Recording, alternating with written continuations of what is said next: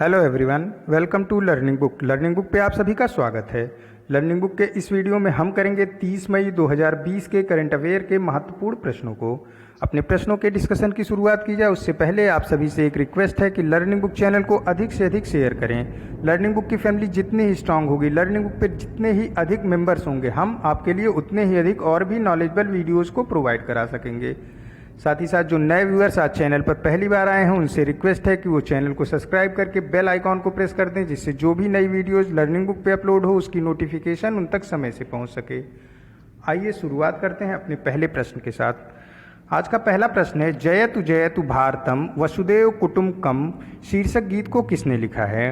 जयतु जयतु भारतम वसुदेव कुटुंबकम गीत को लिखा है प्रसून जोशी ने। कोविड-19 महामारी के दौरान प्रसून जोशी ने इस गीत को लिखा है तथा इस गीत को गाया है महान गायिका लता मंगेशकर के साथ कई अन्य सारे गायकों ने। कोविड-19 से लड़ने के लिए लोगों के अंदर एक सकारात्मक ऊर्जा के प्रवाह को बनाने के लिए, साथ ही साथ लोगों के मन में आत्मनिर्भरता की दृढ़ इच्छा शक्ति को जगाने के लिए ही इस गीत को लिखा है प्रसून जोशी ने, और इसे गाया है महान गायिका लता मंगेशकर के साथ कई अन्य सारे गायकों ने।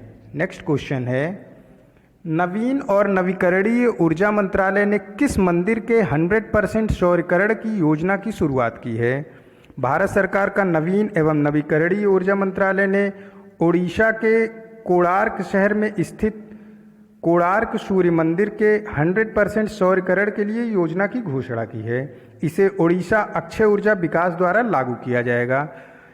इस समय भारत सरकार द्वारा अक्षय ऊर्जा के क्षेत्र में बहुत सारे कार्य किए जा रहे हैं।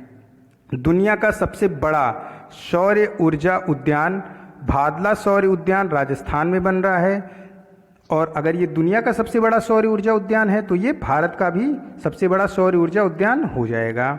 लेकिन अगर क्वेश्चन आता है देश का सबसे बड़ा सौर ऊर्जा उद्यान जो पूर्णतः घरेलू उपकरण से युक्त है, तो इसका आंसर होता है अनंतापुरम सौर उद्यान, जो कि आंध्र प्रदेश में है। दुनिया का और भारत का सबसे बड़ा सौर ऊर्जा उद्यान भादला सौर ऊर्जा उद्यान है, जो कि राजस्थान में है। लेकिन भारत का सबसे बड़ा सौर ऊर्जा उद्यान जो पूर्णतः घरेलू उपकरण से युक्त है वो अनंतापुरम सौर उद्यान है, जो कि आंध्र प्रदेश में है। अक्षय ऊर्जा रिन्यूएबल एनर्जी के क्षेत्र में कर्नाटका का देश में पहला स्थान है। हमारे अक्षय ऊर्जा मंत्री आर.के. सिंह हैं। और इंस्टॉल सोलर पावर कैपेसिटी में कर्नाटका पहले स्थान पे, तेलंगाना दूसरे स्थान पे तथा राजस्थान तीसरे स्थान पे है। नेक्स्ट क्वेश्चन है, रक्षा मंत्रालय ने मेक इन इंडिया को बढ़ावा देने के लिए कितने स्थानीय आपूर्तिकर्ताओं से खरीद के लिए मंजूरी दी है? मेक इन इंडिया कार्यक्रम के तहत रक्षा मंत्रालय कुल 26 आपूर्तिकर्ताओं से सामग्री को खरीदेगा जो उसके ज़रूरत की होंगी। यानी कि मेक इन इंडिया को बढ़ावा देने के लिए कुल 26 जो अपने देश की कंपनियां हैं उनसे रक्षा मंत्रालय चीज़ों को खरीदेगा। अभी हाल ही में डिफेंस मैन्युफैक्चरिंग में रक्षा मंत्रालय ने एफडीआई को 49% से बढ़ाकर 74% कर दिया है। भारतीय सेना ने टूर ऑफ ड्यूटी के तहत आम नागरिकों को 3 साल के लिए सेना में शामिल होने का मौका देने की भी एक योजना चलाई है। नेक्स्ट क्वेश्चन है, पर्यावरण और जलवायु परिवर्तन मंत्रालय ने डिब्रू साइकोवा नेशनल पार्क में हाइड्रोकार्बन के ड्रिलिंग और परीक्षण के लिए ऑयल इंडिया लिमिटेड को पर्यावरणीय मंजूरी दी। डिब्रू साइकोवा नेशनल पार्क किस राज्य में स्थित है? डिब्रू साइकोवा नेशनल पार्क असम में स्थित है। असम के डिब्रू साइकोवा नेशनल पार्क में कुल 7 स्थानों पर हाइड्रोकार्बन के ड्रिलिंग के परीक्षण की मंजूरी दी है। पर्यावरण, वन और जलवायु मंत्रालय द्वारा दी गई है ये मंजूरी। कुछ और अन्य जो महत्वपूर्ण नेशनल पार्क हैं असम में वो हैं, एक Kaziranga national park, Manas national park, Orang national park. Assam की राजधानी दिसपुर है। यहाँ के मुख्यमंत्री सर्बानंद सोनोवाल हैं। तो डिब्रू साइकोवा नेशनल पार्क स्थित है असम में। उसी डिब्रू साइकोवा नेशनल पार्क में कुल 7 स्थानों पर पर्यावरण, वन और जलवायु मंत्रालय द्वारा एक मंजूरी दी गई है कि वहाँ पे हाइड्रोकार्बन की ड्रिलिंग और परीक्षण का कार्य कर सकेंगे। नेक्स्ट क्वेश्चन है, सुरक्षित प्रसव और अन्य आपातकालीन सेवाओं के लिए किस भारतीय राज्य में ग्रामीण आजीविका मिशन ने ग्रामीण महिलाओं के लिए दीदी वाहन शुरू किया है। दीदी वाहन की शुरुआत की है मध्य प्रदेश ने। यह वाहन पूर्णतः मुफ्त होगा, पूरी तरीके से मुफ्त सेवा है। जो भी महिला प्रसव पीड़ा के दौरान होगी और इस वाहन की जिम्मेदारी होगी कि यह उस महिला को हॉस्पिटल तक, नज़दीकी अस्पताल तक बिल्कुल मुफ्त और सुरक्षित तरीके से पहुंचाए, या फिर कोई भी आपातकालीन स्थिति आती है स्वास्थ्य संबंधी तो भी दीदी वाहन मौजूद रहेगा मुफ्त सेवा के लिए। मध्य प्रदेश ने चरण पादुका अभियान चलाया है। ये कौन सा अभियान है? चरण पादुका अभियान है कि कोई भी प्रवासी मजदूर जो किसी दूसरे राज्य में फंसा हुआ था लॉकडाउन के दौरान, और अगर वो पैदल मध्य प्रदेश की सीमा को क्रॉस करता है तो मध्य प्रदेश सरकार उसे जूते और चप्पल दे रही हैं, क्योंकि पैदल चलने से लोगों के जूते और चप्पल टूट जा रहे हैं। लॉकडाउन की वजह से कई सारे मजदूर हजार किलोमीटर तक पैदल चल रहे हैं। मध्य प्रदेश सरकार ही देश की पहली ऐसी सरकार है जिसने मिड डे मील राशन को घरों तक पहुंचाने का निर्णय लिया है लोगों के।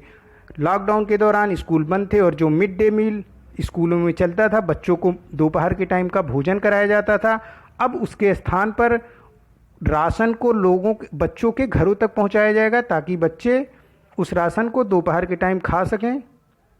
और मध्य प्रदेश सरकार ने ही कोविड-19 के खिलाफ लड़ाई लड़ रहे प्रत्येक कर्मचारियों की, चाहे वो डॉक्टर हो या फिर पुलिस हो या फिर कोई अन्य स्वास्थ्यकर्मी हो, सभी को 50 लाख का इंश्योरेंस भी दिया है। हालांकि केंद्र सरकार ने डॉक्टरों को 50 लाख का इंश्योरेंस दिया है। ये इंश्योरेंस इस 50 लाख के इंश्योरेंस से अन्य है, यानी केंद्र सरकार द्वारा सिर्फ डॉक्टरों को 50 लाख का इंश्योरेंस दिया गया जो कोविड-19 के खिलाफ सरकार के साथ मजबूती से खड़े हैं। मध्य प्रदेश सरकार ने क्या किया कि उसने डॉक्टर, स्वास्थ्यकर्मी और पुलिसकर्मी सभी को 50 लाख का इंश्योरेंस दिया जो कि कोविड-19 के खिलाफ सरकार के साथ लड़ाई लड़ रहे हैं।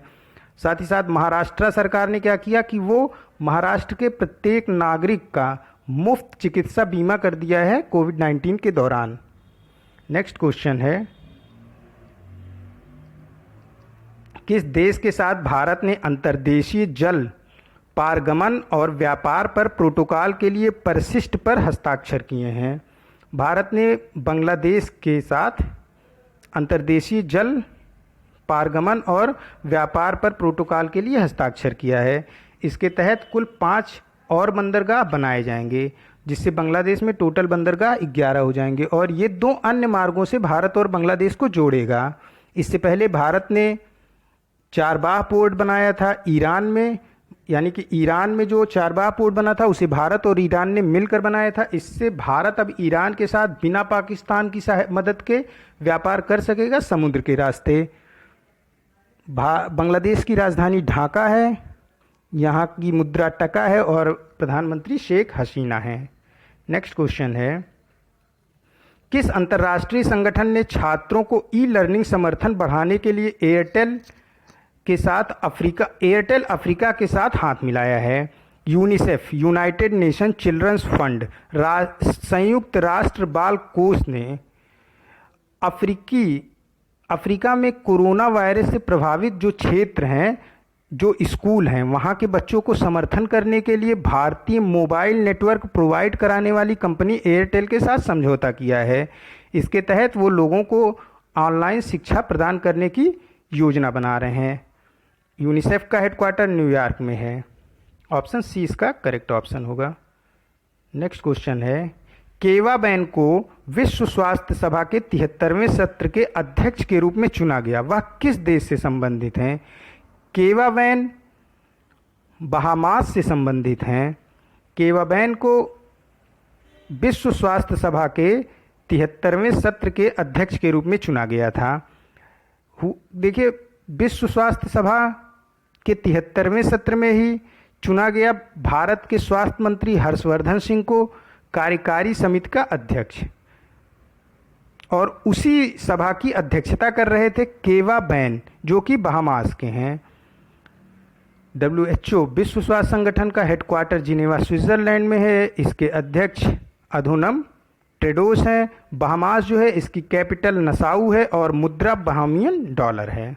नेक्स्ट क्वेश्चन है, किस भारतीय राज्य ने किसानों के लिए राजीव गांधी किसान न्याय योजना की शुरुआत की है? राजीव गांधी किसान न्याय योजना की शुरुआत की है छत्तीसगढ़ ने। छत्तीसगढ़ की राज्य सरकार ने राज्य में फसल उत्पादन को प्रोत्साहित करने के लिए और किसानों को उनकी फसल की उपज का सही मूल्य दिलाने के लिए राजीव गांधी किसान न्याय योजना की शुरुआत की है। छत्तीसगढ़ की राजधानी रायपुर है और यहाँ के मुख्यमंत्री भूपेश बघेल हैं और छत्तीसगढ़ में कांग्रेस की सरकार है। भूपेश बघेल कांग्रेस के लीडर हैं। नेक्स्ट क्वेश्चन है, federation of Indian export organization के अनुसार चालू वित्त वर्ष में भारत में निर्यात में अपेक्षित गिरावट क्या होगी? भारत में जो निर्यात जो एक्सपोर्ट में गिरावट होगी वो होगी कुल 20% की। इसे कहा है federation of Indian export organization ने। कुल 20% की गिरावट इनके अनुसार होगी भारत में जो निर्यात है, भारत का जो निर्यात है।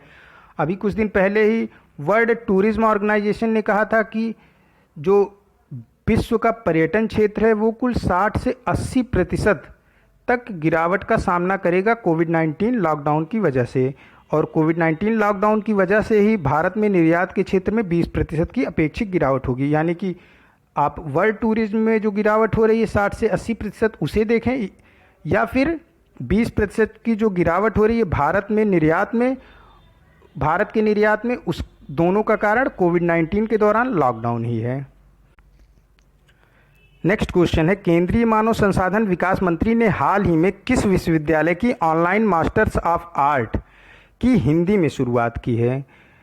ऑनलाइन मास्टर ऑफ आर्ट्स की हिंदी में शुरुआत की गई है राष्ट्रीय इंदिरा गांधी राष्ट्रीय मुक्त विश्वविद्यालय के लिए। इसे शुरुआत किया है केंद्रीय मानव संसाधन विकास मंत्री ने। हमारे केंद्रीय मानव विकास संसाधन मंत्री रमेश पोखरियाल निशंक हैं। इसको शुरुआत करने का मकसद ये है कि भारत पढ़े ऑनलाइन जो कार्यक्रम चल रहा है उसको मजबूत करने के लिए इसकी शुरुआत की गई है। नेक्स्ट, और केंद्रीय मानव संसाधन विकास मंत्रालय ने ही कोविड-19 के दौरान दीक्षा पोर्टल को लॉन्च किया, जिस पे एक विद्यादान कार्यक्रम को चलाया था। इसमें उन्होंने लोगों से अपील की थी, केंद्रीय मानव संसाधन विकास मंत्रालय ने अपील की थी लोग इस विद्यादान कार्यक्रम में बढ़ चढ़कर हिस्सा लें और इसमें ऑनलाइन वीडियोज को दान करें, शिक्षा से संबंधित तथा पीडीएफ को दान करें। केंद्रीय मानव संसाधन विकास मंत्रालय इसे दीक्षा पोर्टल पर लॉन्च कर देगा और लोग अपने ज़रूरत के हिसाब से ऑनलाइन वीडियोज और पीडीएफ को देख सकेंगे। इसीलिए विद्यादान कार्यक्रम को चलाया था केंद्रीय मानव संसाधन विकास मंत्रालय द्वारा। Online masters of art Hindi में शुरुआत की गई है इंदिरा गांधी राष्ट्रीय मुक्त विश्वविद्यालय के लिए। नेक्स्ट क्वेश्चन है, उस भारतीय राज्य का नाम बताइए जिसने सिडबी के साथ समझौता ज्ञापन पर हस्ताक्षर किए हैं। युवा उद्यमियों को बढ़ावा देने के लिए स्टार्टअप फंड लॉन्च किया है। स्टार्टअप फंड को लॉन्च किया है सिडबी ने उत्तर प्रदेश के लिए। यह युवाओं के बीच उद्यमशीलता को बढ़ावा देने के उद्देश्य से किया गया है ताकि युवा स्टार्टअप उद्यम की तरफ आगे बढ़ें। इसीलिए सिडबी उनको लोन प्रोवाइड कराने के लिए स्टार्टअप फंड को लॉन्च किया है सिडबी ने। सिडबी का मुख्यालय लखनऊ में है। उत्तर प्रदेश की राजधानी भी लखनऊ है और उत्तर प्रदेश के मुख्यमंत्री योगी आदित्यनाथ हैं और यहाँ की राज्यपाल आनंदीबेन पटेल हैं। नेक्स्ट क्वेश्चन है, अंतर्राष्ट्रीय चाय दिवस हर साल किस दिन मनाया जाता है? अंतर्राष्ट्रीय चाय दिवस प्रत्येक वर्ष 21 मई को मनाया जाता है। ये आज का लास्ट क्वेश्चन था। मिलते हैं नए करंट अफेयर के साथ नेक्स्ट वीडियोज़ में। Keep study on learning book. Thank you for watching this.